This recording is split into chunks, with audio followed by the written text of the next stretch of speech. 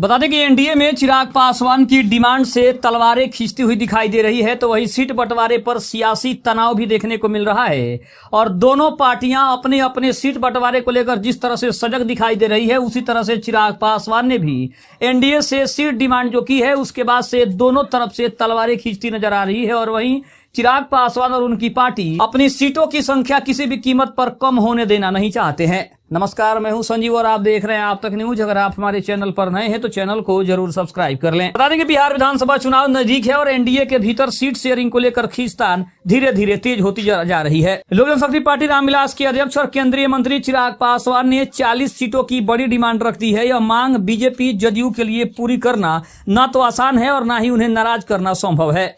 अब यही वजह है कि एनडीए के भीतर इस समय भारी असमंजस की स्थिति देखी जा रही है। मुख्यमंत्री नीतीश कुमार सत्ता बचाए रखने के लिए रोज नए ऐलान कर रहे हैं, तो वहीं प्रधानमंत्री नरेंद्र मोदी विकास योजनाओं की सौगात देकर माहौल बनाने में जुटे हुए हैं। लेकिन इसके बावजूद एनडीए के लिए सबसे बड़ी टेंशन चिराग पासवान की सीट डिमांड है। एनडीए चिराग का साथ छोड़ भी नहीं सकता और उनकी मांग पूरी भी नहीं कर पा रहा है। इसीलिए सबसे ज्यादा असमंजस की स्थिति इस समय एनडीए के लिए है। वर्तमान में एनडीए का स्वरूप तय है। इसमें शामिल हैं बीजेपी, जदयू, चिराग पासवान की लोजपा रामविलास, जीतन राम मांझी की हिंदुस्तान अवाम मोर्चा और उपेंद्र कुशवाहा की आरएलएम। लेकिन 243 सीटों वाली विधानसभा में अभी तक सीट शेयरिंग का फार्मूला तय नहीं हो पाया है।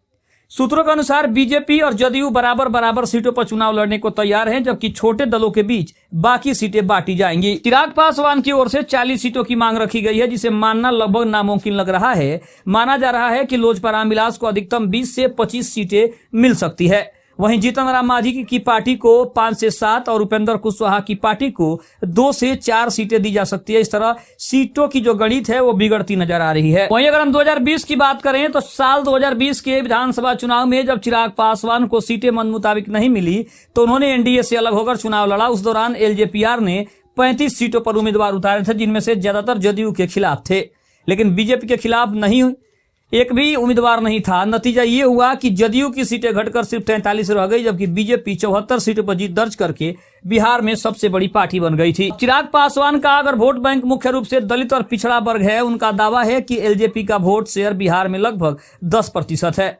2024 के लोकसभा चुनाव में पार्टी ने सभी 5 सीटें जीतकर 100% सफलता हासिल की थी। इसी आधार पर चिराग पासवान 40 विधानसभा सीटों की बड़ी मांग कर रहे हैं, लेकिन एनडीए का मानना है कि उनकी हैसियत के अनुसार से 20 सीटों से ज्यादा नहीं दी जा सकती है।